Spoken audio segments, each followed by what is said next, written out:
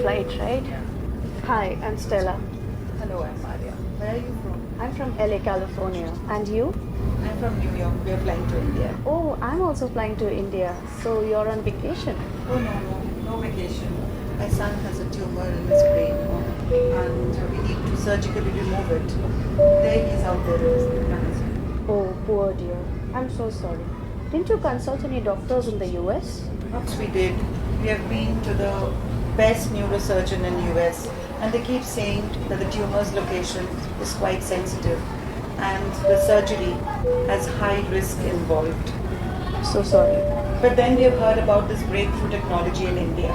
AI is robotic surgery, which is successful and accurate. Oh, yes, we all heard about the historic head transplant surgery done by the AI robots in time, record-breaking time.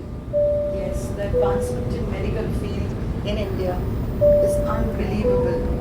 And the best part is it is affordable. The fortune that I spent on my son's checkup is huge. And now this surgery is going to cost me less than my travel expenses. Can you believe that? Really? It's such a boom. Groundbreaking medical technology, bioengineering, coming up with so many vaccines, HIV vaccines. It's breathtakingly awesome. God bless those Indians.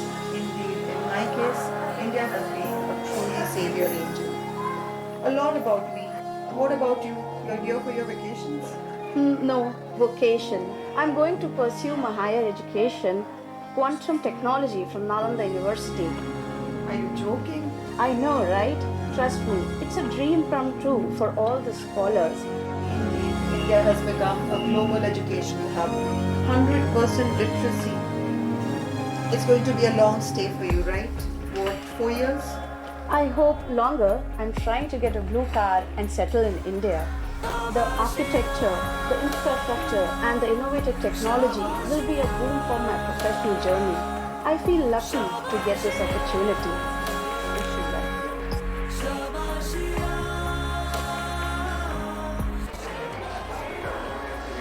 Yes, my son. I have landed safely. Don't worry.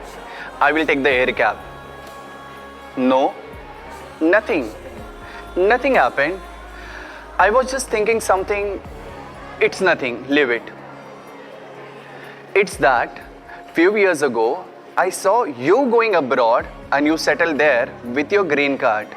And today, I saw an American who wants blue card and want to get settled in India. Isn't it ironic?